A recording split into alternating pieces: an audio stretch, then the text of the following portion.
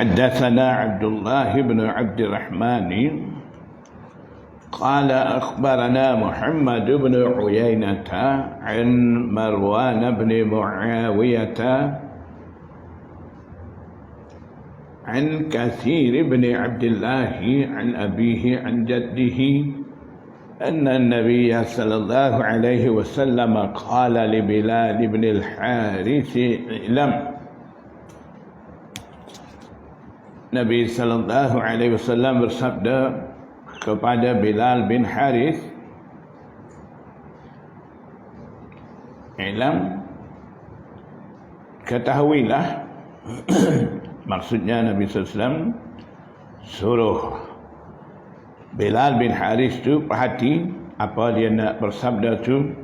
Maksudnya ilam di sini, ihfaz ma aqulu laka, ingat ataupun tanabbah, hati-hati apa aku nak kata kepada engkau tu.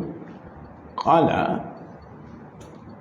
Bilal bin Haris kata, ma a'lamu ya Rasulullah, apa sepatutnya saya tahu wahai Rasulullah.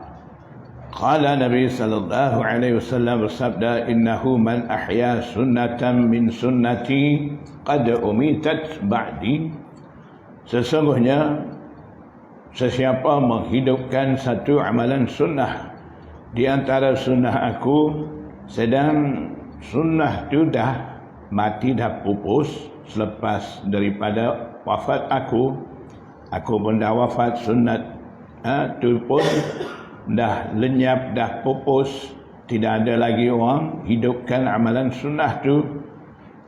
Kalaulah orang hidupkan amalan sunnah seperti itu, kana lahu minal ajri mithlu man amila biha, dia peroleh pahala seumpama orang amal dengan amalan sunnah tu, min ghairi ayyun qisa min ujurihim syai'a, tanpa mengurangkan sedikit pun daripada pahala mereka yang beramal tu.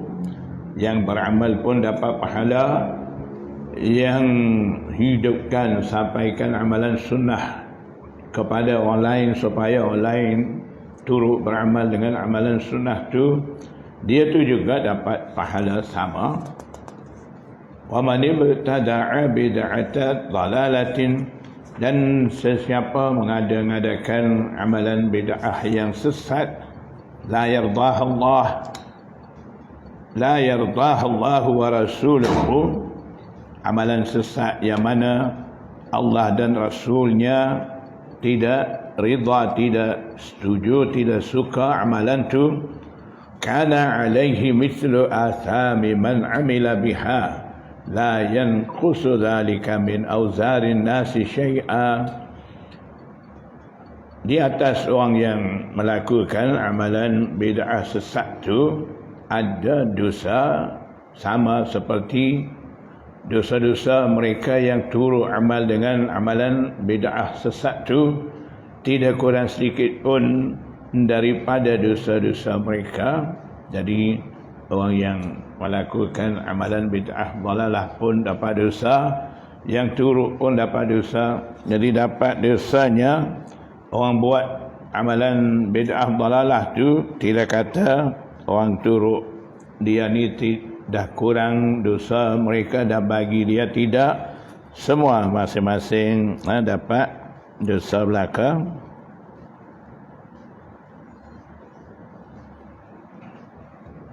Hadza hadithun hasanun wa Muhammad bin Uyainata hadza huwa misisiyun syamiyun.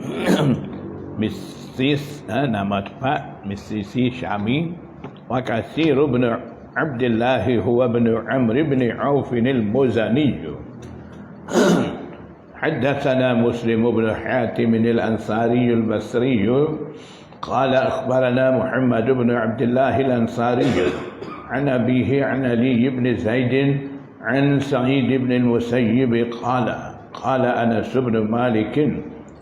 بن مالك حتى قال لي رسول الله صلى الله عليه وسلم يا بني Nabi sallallahu alaihi wasallam bersabda kepada aku Anas bin Malik. Nabi sallallahu alaihi wasallam bersabda kepada Anas bin Malik, kata, wahai anakku, in qadirta an tusbiha wa tumsiya laisa fi qalbika ghishun.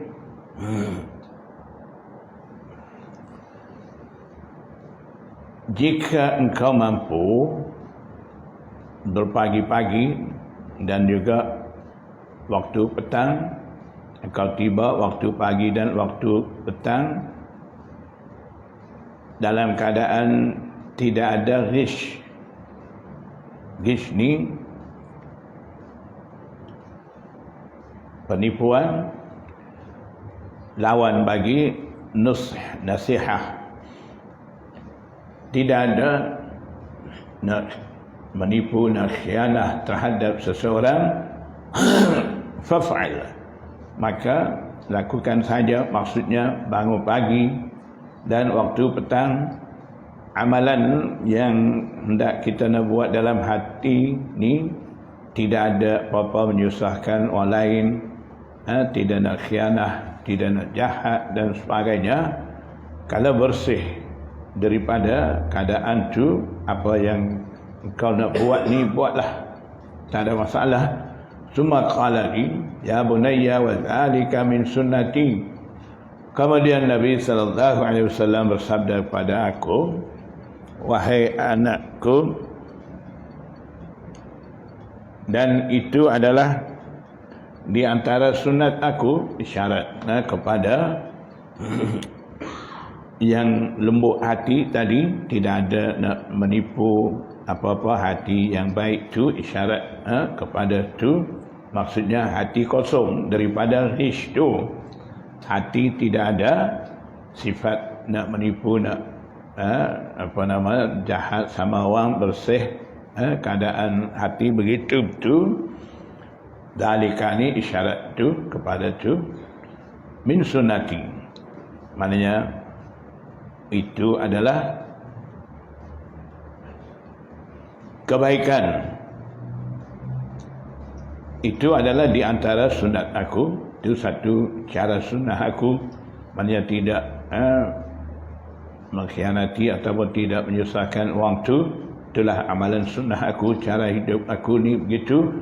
Wa man ahya sunnati, dan sesiapa menghidupkan sunat aku, faqad ahyani, dia menghidupkan aku, bagaikan dia menghidupkan aku. Wa man ahyani kana ma'i fil jannah, dan sesiapa menghidupkan aku, dia akan ada dalam syurga bersama dengan aku.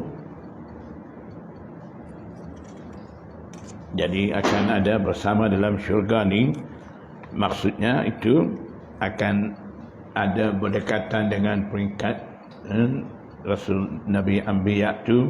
Bukan kata satu darajat dengan Nabi Anbiya, Rasulullah SAW duduk mana dalam syurga, darajat tu juga orang tu akan ada. Tidak maksud tu, maksudnya akan dapat darajat tinggi dalam syurga. Wa fil hadis qissatun tawilah.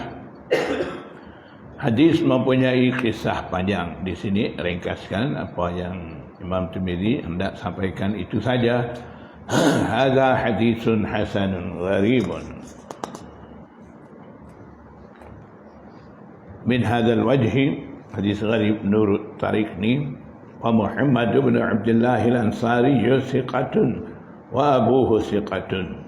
Muhammad bin Abdullah Ansari, anak dan pak, dua-dua thiqah. Muhammad thiqah, ayah dia Abdullah pun thiqah juga. Wa Ali bin Zaid saduqun, Ali bin Zaid itu saduq. Saduq apa makna? Ni istilah jarah ta'dil. Saduq ni min asfalit ta'dili rutbatan, peringkat ta'dil paling rendah. Ada satu ilmu khusus, ilmu jarah ta'dil, diasas oleh Imam Yahya bin Sa'id Al-Qattan. Jarah ta'dil, jarah maksudnya mensifatkan seseorang rawi dengan sifat tidak adil, tidak siqah, tidak dipercayai. Itu jarah. ta'dil ni mensifatkan seseorang rawi dengan sifat adal siqah yang dipercayai. Jadi penentuan daripada imam jarah ta'dil terhadap seseorang rawi ni siqah, rawi ni tidak siqah, itulah jarah ta'dil tu. Bab itu begitu halus, begitu mendalam. Bukan semua orang mahir bab bidang jarah ta'dil tu. Di kalangan ulama dulu berbilang, boleh bilang beberapa orang saja, seperti Imam Yahya bin Sa'id Al-Qattan, Imam Yahya bin Ma'in, Imam Abdul Rahman bin Mahdi, Imam Ahmad bin Hanbal, Imam Bukhari. Golongan itulah mahir jarah ta'dil tu. Jadi saduq ni satu istilah daripada ta'dil. Ta'dil ada 6 peringkat dan jarah juga ada 7 peringkat. Setiap peringkat ada istilah masing-masing. Jadi apabila seseorang dah ditentukan bagi mana-mana istilah, dia akan dikira bagi darajat tu dan akan diambil kira keadaan rawi tu, sama ada boleh terima hadis daripada dia ataupun tidak melalui jarah ta'dil tu. Jadi sekarang ni Ali bin Zaid, Imam Tirmizi kata saduq, maknanya dah bagi istilah ta'dil dengan Ali bin Zaid tu, saduq tu. Jadi kita kena faham saduq ni apa makna, darajat saduq ni peringkat berapa dalam ta'dil tu. Jadi ulama jarah ta'dil dah tentu saduq ni min alfazit ta'dili rutbatan, min asfalit ta'dili rutbah darajat dia paling rendah, maknanya darajat bawah sekali dalam susunan ta'dil tu.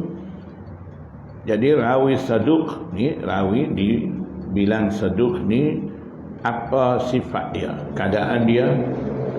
Bila rawi itu dikatakan saduq, maknanya rawi itu qaul dan amal dia dari segi perkataan dan perbuatan dia tu kira adal, siqah, yang dipercayai, dan dia ni tidak muttaham bil kadhib.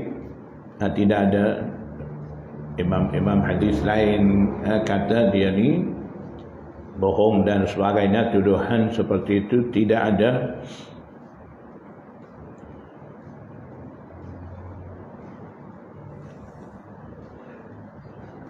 Dan yang digelar saduq ni, masalah dia di sisi muhaddisin hanya kurang ingatan, itu saja.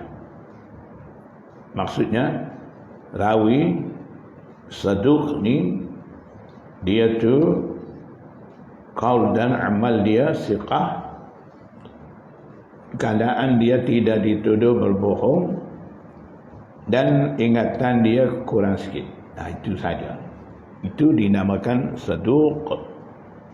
Baik, riwayat daripada saduq ni boleh terima ke tidak. Jadi sebelum ni dalam Tirmizi awal bab lebih kurang yang ketiga begitu, awal sangatlah. Kita dah baca dulu berapa tahun dah lah. Bab yang ketiga mula Sunan Tirmizi di mana? Di Telipot. Itu lama dah. Takut tak ingat dah. Di situ ada nama seorang rawi, Abdullah bin Muhammad bin Aqil. Imam Tirmizi kata saduq begitu. Jadi Abdullah bin Muhammad bin Aqil ni qad takallama fihi ba'du ahli ilmi min qibali hifzihi, begitu Imam Tirmizi tulis. Abdullah bin Muhammad bin Aqil ni seorang rawi dipertikai di sisi muhaddisin dan dipertikai dari sudut ingatan dia. Lepas tu Imam Tirmizi sebelum dia sebut begitu, dia dah pun menentukan darajat hadis Abdullah bin Muhammad bin Aqil itu sebagai hasan. Bila rawi itu bermasalah, ingatan kurang dan sebagainya, biasanya muhaddisin letak dia tu sebagai rawi dhaif. Tapi Imam Tirmizi tidak hukum dhaif, dia kata hasan. Sebabnya Imam Tirmizi kira hadis daripada rawi Abdullah bin Muhammad bin Aqil ni disebabkan dia tu rawi mutakallam fi, berdasarkan kaedah disepakati di sisi muhaddisin, hadis tu walaupun tak jadi sahih tidak akan turun darjat dhaif. Sebab rawi tu rawi mutakallam fi. Rawi mutakallam fi maksudnya rawi tu dipertikai. Ada sebahagian muhaddisin kata rawi ni ingatan dia kurang. Ada sebahagian muhaddisin kata dah, dia ni tak ada masalah, hanya orang anggap dia ni kurang ingatan. Situ. Jadi adakah rawi riwayat daripada rawi mutakallam fi itu diterima di sisi muhaddisin? Jadi tak perlu kita tengok ramai muhaddisin, kita tengok Imam Bukhari dan Imam Muslim terima ke tidak riwayat daripada rawi mutakallam fi itu. Dalam kitab Sahih Bukhari, Imam Bukhari menerima hadis daripada seramai 420 orang rawi. Kalau bilang semua rawi dalam Bukhari, Imam Bukhari menerima hadis daripada mereka ni ada seramai 420 orang rawi. Dalam tu ada 80 orang rawi mutakallam fi. Rawi dipertikai dari segi ingatan. Imam Bukhari ambil. Imam Muslim pula dalam Sahih Muslim dia rawi yang dia terima seramai 620 orang. Dalam tu 160 orang ada rawi mutakallam fi. Kalaulah riwayat daripada rawi mutakallam fi itu kira dhaif, tak diterima, jadi salah pula Imam Bukhari dengan Imam Muslim, dah ambil dah. Jadi di situ kita kena faham Imam Bukhari dan Imam Muslim kira rawi-rawi itu bagi mereka tidak ada kekurangan, kurang ingatan tidak ada. Yang bertikai kata kurang ingatan tu kata orang, mungkin di sisi Imam Bukhari dan Imam Muslim mereka kata tak, ini orang anggap begitu, dia ni tidak begitu, tidak kurang ingatan. Berdasarkan perbezaan begitulah Imam Bukhari, Imam Muslim menerima hadis daripada rawi mutakallam fi itu, masukkan dalam kitab mereka. Dan Imam Tirmizi dalam bab sebelum ni berkenaan dengan Abdullah bin Muhammad bin Aqil itu, Imam Tirmizi dalilkan dengan keputusan daripada guru Imam Bukhari 3 orang. Imam Tirmizi kata, Muhammad bin Ismail al-Bukhari kata, Abdullah bin riwayat Imam Ahmad bin Hanbal, Imam Ishaq bin Ibrahim, Imam Humaidi, 3 orang tu guru Imam Bukhari. Imam Ahmad bin Hanbal tu guru Imam Bukhari, Imam Ishaq bin Ibrahim mazhab Zahiri, ketua kumpulan mazhab Zahiri, walaupun berbeza pahaman dengan Imam Bukhari. Imam Bukhari tidak Zahiriyah. Jadi Imam Bukhari tetap ambil hadis daripada Ishaq bin Ibrahim jadi syekh dia. Itu kaedah tu dah saya bagi faham dulu kan. Ambil riwayat daripada Ahlul Bidah wal Ahwa, fahaman berbeza. Imam Bukhari, Imam Muslim ambil kiraan di situ macam mana kaedah-kaedah. Oh di situ tu selalu saya ada bagi tahu. Jadi berdasarkan tu Imam Bukhari ambil hadis daripada Imam Ishaq bin Ibrahim yang masyhur dengan nama Ishaq Rahway. Yang satu lagi Imam Humaidi, teman rapat dengan Imam Syafi'i. Dia tu juga Syekh Bukhari, tu guru Imam Bukhari. Imam Bukhari kata, 3 imam tu yahtajjuna bi hadis Abdullah bin Muhammad bin Aqil. 3 imam ni berhujjah dengan hadis daripada Abdullah bin Muhammad bin Aqil yang dikatakan saduq tu. Kemudian Imam Bukhari kata, qala Muhammadun huwa muqaribul hadis yang dah disebut saduq tu. Imam Bukhari kata muqaribul hadis. Muqaribul hadis maksud dia hadisun yuqaribu hadisa ghairihi. Hadis tu, hadis datang riwayat daripada rawi mutakallam fi tadi, saduq tadi. Hadis dia berdekatan dengan hadis-hadis datang daripada rawi siqah yang lain. Maknanya tiga imam tu terima berhujjah dengan hadis di mana rawi itu dah digelar saduq. Jadi dalam bab kita dah baca ni, Ali bin Zaid juga dikatakan saduq. Itu rawi mutakallam fi yang saya sebut tadi. Dalam Bukhari ada seramai 80, dalam Muslim 160. Itu rawi mutakallam fi. Ada lagi satu masalah, riwayat mukhtalaf fi. Dalam Bukhari dan Muslim ada riwayat mukhtalaf fi. Apa maksud riwayat mukhtalaf fi itu? Di sisi imam-imam perbezaan pandangan dari segi menentukan darjat kedudukan hadis. Satu sanad, imam ni kata sanad ni sahih, imam lain pula kata dhaif. Maknanya riwayat tu khilaf, mukhtalaf fi. Jadi dalam Bukhari dan Muslim juga ada riwayat mukhtalaf fi sebanyak 210 hadis. 210 hadis. Dalam 210 hadis ni 32 muttafaqun alaih. Muttafaqun alaih bermakna ittafaqa syaikhani ala sahabiyyin wahidin. Syaikhan Bukhari dan Muslim sepakat riwayat daripada seorang sahabat. Maknanya Bukhari contohnya riwayat daripada sanad ada Abu Hurairah. Imam Muslim juga riwayat dengan sanad, riwayat datang daripada Abu Hurairah juga. Itu dinamakan muttafaqun alaih. Hadis muttafaqun alaih ada berapa? 32 hadis kiranya riwayat mukhtalaf fi. Dan dalam Bukhari ada 78 hadis mukhtalaf fi. Dalam Muslim ada 100. Semua jadi 210 hadis yang jadi riwayat mukhtalaf fi.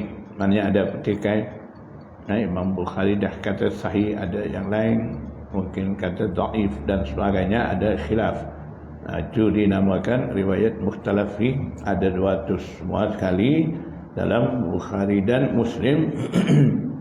Illa annahu rubbama yarfa'u syai' alladhi yuqifuhu ghairuhu. Ali bin Zaid ni saduq, rawi yang dipercayai, tidak dituduh berbohong, kecuali terkadang dia tu masalah dia memarfu'kan sesuatu hadis yang mana orang lain selain daripada dia tu dah kira mauquf. Wasami'tu Muhammad bin Basharin, Muhammad bin Bashar kata, yaqulu qala Abul Walid qala Syu'batu akhbarana Ali bin Zaid wa kana rafa'an wa la na'rifu li Sa'id ibn al-Musayyib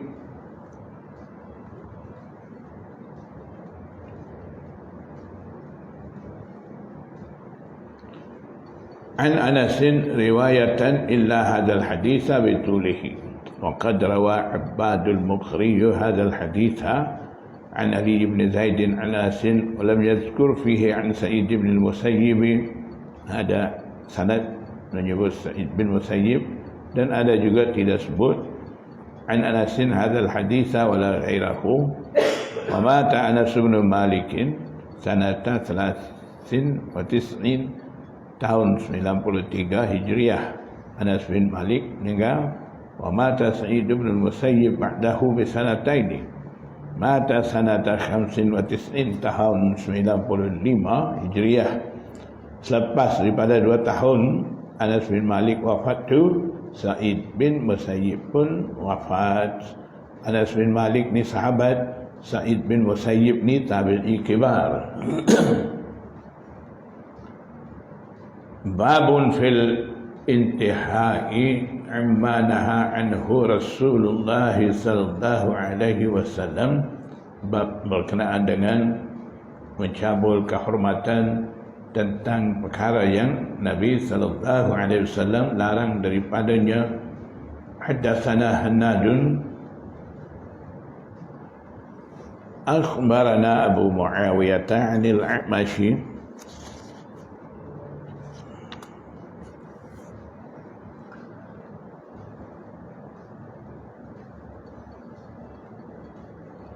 عن أبي صالح عن أبي هريرة قال رسول الله صلى الله عليه وسلم اتركوني ما تركتكم. Hendaklah kamu meninggalkan aku apa yang aku tinggalkan bagi kamu. Fa iza haddathtukum fakhudhu anni, apabila aku menceritakan kepada kamu apa-apa, hendaklah kamu ambil daripada aku. Fa innama halaka man kana qablakum bi kasrati su'alihim, hanya musnah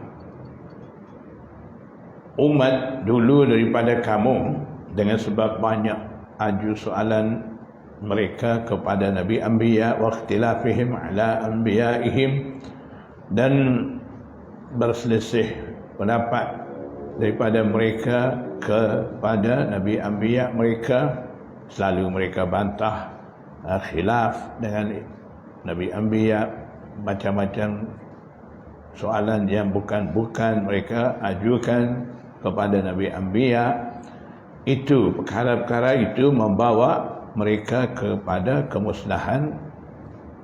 Hadza haditsun hasanun sahihun. Dalam sanad ni ada Abu Muawiyah.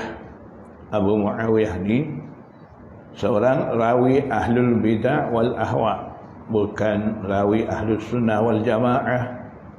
Jadi di kalangan kita sekarang pun masyhur, kalau rawi itu tidak ahlus sunnah wal jamaah, cenderung syiah lah. Pola banyak kita orang bising kata tak boleh terima riwayat daripada dia, macam-macam. Jadi berkenaan dengan itu perlu kita tahu kaedah mu'tabar diguna pakai di sisi muhaddisin, jumhur muhaddisin tu. Cuba tengok Abu Muawiyah di sini. Abu Muawiyah ni fahaman murji'ah, tidak ahlus sunnah wal jamaah. Sampai Imam Abu Daud kata dia ni Raisul Murji'ah, ketua kumpulan Murji'ah. Jadi yang baru-baru belum dengar lagi, dulu dah ada bagi tahu dah kaedah ni untuk bagi dengar yang baru. Imam Abu Daud kata dia ni Raisul Murji'ah. Murji'ah ni fahaman dia, asalkan beriman, orang tu buat maksiat pun, maksiat dia tidak akan memberi mudarat kepada iman dia. Dan mereka contoh kata, kalaulah orang ada kufur sebesar zarrah, dia tidak layak masuk syurga. Begitu juga orang dah beriman, ada iman sebesar zarrah, walaupun dia tidak taat, buat maksiat sekalipun, disebabkan ada sebesar zarrah iman tu, orang tu tidak layak masuk neraka, mesti masuk syurga. Itu fahaman mereka. Mereka ambil dalil dengan apa? Hadis juga. Orang amal hadis juga. Amal hadis mana? Man qala la ilaha illallah tuflihun. Orang ucap kalimah la ilaha illallah ni berjaya. Jadi kira ucap kalimah cukup. tidak taat pun tak apa, buat dosa pun tak ada masalah. Itu fahaman Murji'ah. Mu'tazilah pula, dia kata kalau orang buat dosa besar ni khalid finnar, kekal dalam neraka. Khawarij pula fahaman dia, orang buat dosa besar ni kharij anil Islam, yang tadi khalid finnar. Mu'tazilah, Khawarij ni kharij anil Islam, keluar daripada Islam. Kita fatwa orang buat dosa besar kata dah jadi kafir, dah keluar daripada Islam, laki bini dah pisah. Itu fatwa, bukan fatwa Ahlus Sunnah wal Jamaah, fatwa Khawarij. Orang buat dosa besar dah keluar daripada Islam, dah jadi kafir. Ahlus Sunnah wal Jamaah, orang buat dosa besar tak keluar daripada Islam, tak akan kekal dalam neraka. Dia boleh taubat, Allah akan ampun. Kalau tak taubat, tak diampun. Masuk neraka sekalipun, tidak akan kekal dalam neraka seperti mana fahaman Mu'tazilah, tidak. Dan akan keluar, akan masuk syurga dan tidak dikira dah keluar daripada Islam. Baik, fahaman mereka ni yang hadis mereka faham seperti mana tadi. Jadi ulama, di kalangan ulama kita, ulama Ahlus Sunnah wal Jamaah, juga ada dua kumpulan. Satu kumpulan ulama ghulu, kalau bunyi kufur selalu. Itu satu kumpulan ulama di kalangan Ahlus Sunnah wal Jamaah, ulama kita ni. Dan ada pula sekumpulan ulama, mereka tidak ghulu, maknanya tidak derah fatwa kufur. Mereka kata ni kalaulah akidah mereka tidak mencecah kufur, kita kira dia ni salah tafsir ayat Quran dan salah faham dengan hadis Rasulullah, letak situ. Jadi tidak mengkafirkan mereka. Jadi di kalangan golongan ulama tidak mengkafirkan ahlul bidah wal ahwa ni, ulama muhaddisin termasuk Imam Bukhari, Imam Muslim, muhaddisin hebat-hebat, mereka tidak fatwa kufur. Dan mereka menerima hadis lagi daripada rawi ahlul bidah wal ahwa tu, dan mereka dah pakat, dah pun menetap garis panduan setakat mana keadaan mereka kita boleh terima hadis daripada mereka. Jadi dah ada garis panduan. Pertama, ahlul bidah wal ahwa tu fahaman dia, akidah dia tidak sampai kufur syirik. Itu boleh terima. Fahaman dah sampai kufur syirik ni macam mana? Golongan Syiah kata apa? Allah suruh Jibril sampaikan wahyu ni kepada Sayyidina Ali. Jibril salah sampai pada Rasulullah, maknanya menolak nubuah Rasulullah. Itu kufur. Itu jelas. Kalau jelas tak apa, kata kufur. Kalau setakat sanjung tinggi dengan Ahlul Bait, tak nafi dengan nubuah Rasulullah, sanjung tinggi Sayyidina Ali contohnya, itu tidak jadi kufur. Jadi kalaulah fahaman pegangan daripada ahlul bidah wal ahwa tu tidak sampai peringkat kufur syirik, maknanya orang tu boleh terima. Lagipun tengok-tengok dia tu sebagai yang riwayat hadis dalam keadaan dia tu sendiri siqah, boleh dipercayai. Jadi tidak kata Ahlus Sunnah wal Jamaah saja siqah, ahlul bidah wal ahwa tidak siqah. Tak boleh kita pukul begitu. Cuba kita fikir, Mu'tazilah, apa fahaman mereka? Kalau buat dosa besar kekal dalam neraka. Jadi orang ikut fahaman Mu'tazilah betul-betul. Boleh jadi dia juga mengelak diri daripada dosa-dosa, takut kekal dalam neraka. Jadi itu dah ada sifat takwa dah dengan dia. Walaupun fahaman dia begitu, maknanya siqah tu ada dengan dia. Murji'ah pun, dia pun takut keluar daripada Islam, mungkin mengelak daripada dosa-dosa. Kita ahli sunnah takutnya berani dekat dengan dosa. Sebab apa? Buat dosa pun boleh taubat, masuk neraka pun akan keluar juga, ada iman. Maknanya kalau tengok-tengok takwa mereka lagi kemas, zahirlah hakikat tu. Wallahu alam siapa lebih takwa. Jadi maknanya di kalangan mereka juga ada siqah. Kalau dia tu riwayat jadi rawi siqah. Hadis diterima di sisi muhaddisin ni atas dua dasar, hifz, ingatan, dan siqah. Orang tu, rawi tu ingatan dia kuat, kemas, dan siqah boleh dipercayai. Kalau begitu hadis diterima. Jadi rawi ahlul bid'ah wal ahwa pun dia tu dah tidak terlibat dengan kufur syirik, dan dia tu siqah, boleh dipercayai, ingatan dia kuat, dia boleh riwayat. Dan riwayat daripada ahlul bid'ah wal ahwa tu tidak ada unsur-unsur nak menarik kepada fahaman dia. Contoh, hadis datang riwayat dari dalam sanad tu ada rawi ahlul bid'ah wal ahwa, tapi bila kita tengok makna maksud hadis tu menceritakan berkenaan dengan taharah, berkenaan dengan sembahyang, tidak ada cerita berkenaan dengan fahaman mereka, tidak ada.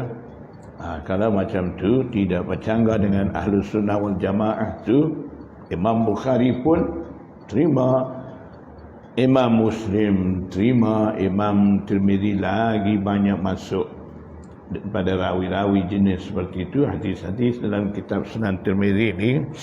Jadi dalam Sahih Bukhari juga ada riwayat daripada Abu Muawiyah. Abu Muawiyah haddatsana Urwah bin Zubair, begitu. Sanad hadis bab, bukan sanad muallaq. Sanad hadis bab, sanad sahih tu Abu Muawiyah ada. Baik, Imam Abu Dawud kata apa tadi? Abu Muawiyah ni Raisul Murji'ah kan? Jadi adakah Imam Abu Dawud ni ambil riwayat daripada Abu Muawiyah, ataupun disebabkan dia dah tentu Abu Muawiyah ni Raisul Murji'ah, adakah dia tolak hadis daripada Abu Muawiyah, tidak terima? Situ kita kena tengok. Kita akan faham pendirian imam-imam muhaddisin dan keputusan mereka tu. Jadi Imam Abu Dawud dalam kitab Sunan Abi Dawud ni, dalam bab berkenaan dengan sembahyang berjemaah, di situ ada hadis berkenaan dengan kelebihan sembahyang berjemaah. Sanad hadis tu Abu Muawiyah ada. Maknanya Imam Abu Dawud yang dia sendiri kata Abu Muawiyah ni Raisul Murji'ah tu, dia pula ambil riwayat daripada Raisul Murji'ah tu, masuk dalam sanad Sunan Abi Dawud dia tu. Jadi daripada situ kita boleh faham yang Imam Abu Dawud kata Raisul Murji'ah tu, itu keputusan daripada dia dari segi kedudukan rawi itu. Memang dia tu begitu. Yang dia terima tu, itu dia terima berdasarkan kaedah usul hadis. Kaedah usulnya cukup syarat-syarat seperti mana saya dah sebut tadi. Boleh terima, dia terima. Jadi terima atas dasar sepakat. kaedah muhaddisin tu yang dia sebut tadi, Rijul Murji'ah tu, kajian atas diri Abu Muawiyah tu beza di situ. Jadi tidak semestinya bila dia dapat kaji Abu Muawiyah ni keadaan dia begitu terus dia tak terima dah hadis daripada dia, tak kaji pula. Dia keadaan dia memang macam tu, lepas tu hadis daripada dia tu nak terima ke tidak, itu dia kaji kok kaedah-kaedah pula. Itu kita perlu faham. Jadi akhirnya walau kata apa pun ahlul bidah wal ahwa, aman mereka tidak sampai kepada kufur syirik tu, ulama anggap mereka juga ahlul kiblah sama kita. Jadi tidak perlu kita mengkufurkan mereka dan tidak perlu kita menolak riwayat-riwayat daripada mereka. Jadi kita akan jumpa dalam sanad-sanad hadis ni, pensyarah hadis pun imam-imam muhaqqiq, mudaqqiq, dan juga mereka mengkaji halus sanad-sanad. Ulama jarah ta'dil mereka akan bagi ingat keadaan rawi, akan sebut rawi ini cenderung Syiah dan sebagainya. Kita akan jumpa dalam Sunan Tirmizi ada banyak rawi dipertikai begitu, ada setengah kata cenderung Syiah, ada setengah ni begitu gini. Jadi setakat mana kita nak terima Sunan Tirmizi, hadis-hadis dalam tu. Jadi muhaddisin wujud kemudian daripada dah adanya Sunan Tirmizi itu, mereka kata hadis-hadis yang dah ada dalam Sunan Tirmizi ini semuanya diamal oleh ulama. Ulama mana? Ulama muhaddisin, fuqaha, mujtahidin sebelum Imam Tirmizi lagi. Dan kemudian daripada wujudnya Sunan Tirmizi pun disambut ramai dan beramal dengan hadis-hadis itu.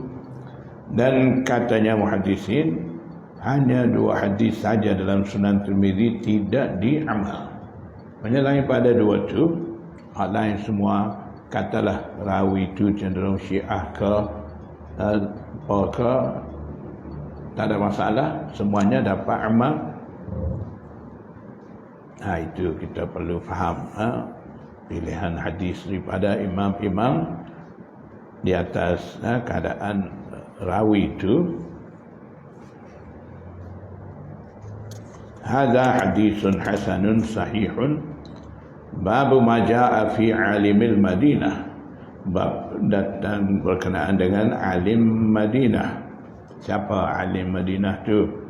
حدثنا الحسن بن الصباح البزاز وإسحاق بن موسى الأنصاري قال أخبرنا سفيان بن عيينة عن ابن جريج عن أبي الزبير عن أبي صالح عن أبي هريرة رواية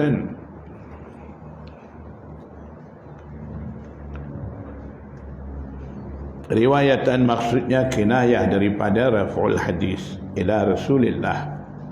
Riwayatan maksudnya memarfu'kan hadis, mengangkat hadis kepada Rasulullah sallallahu alaihi wasallam.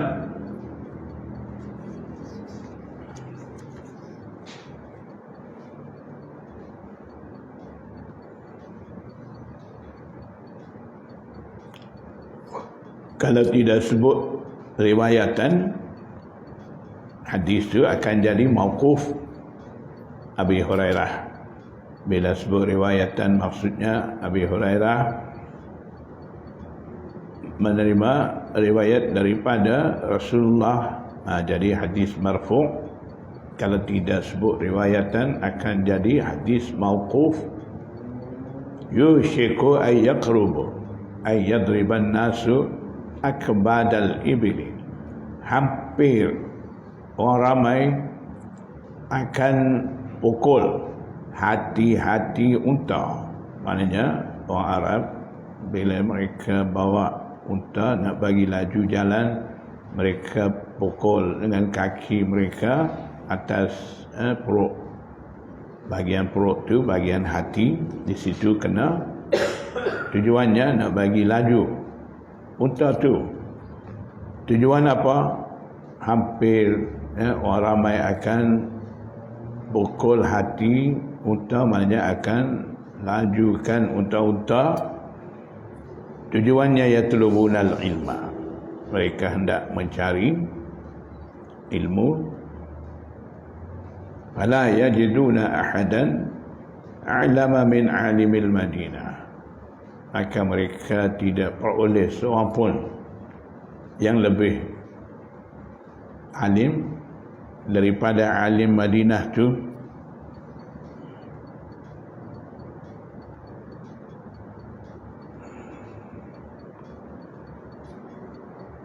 Jadi maksudnya kata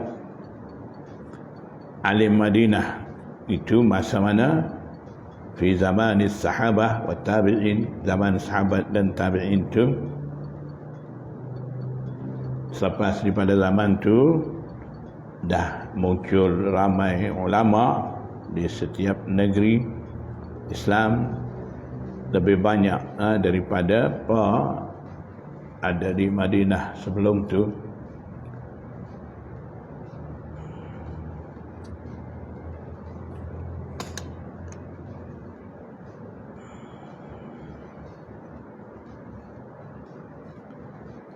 هذا حديث حسن صحيح وهو حديث ابن عيينة وقد روي عن ابن عيينة أنه قال في هذا. Sufyan bin Uyainah kata tentang hadis ini, min alimil Madinah, berkenaan dengan alim Madinah itu siapa?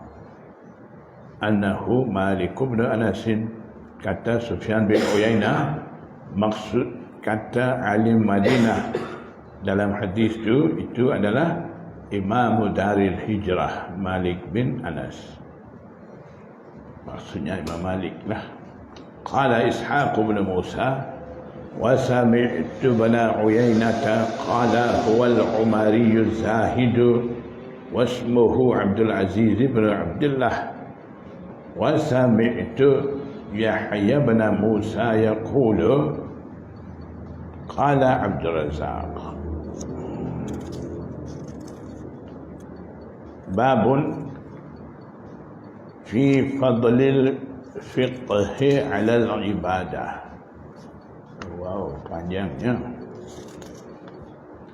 Dah panjang kena berhenti. InsyaAllah kita sambung. Ngantuk kita.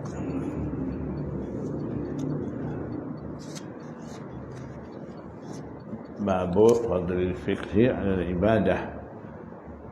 Fiqh itu lebih daripada ibadat.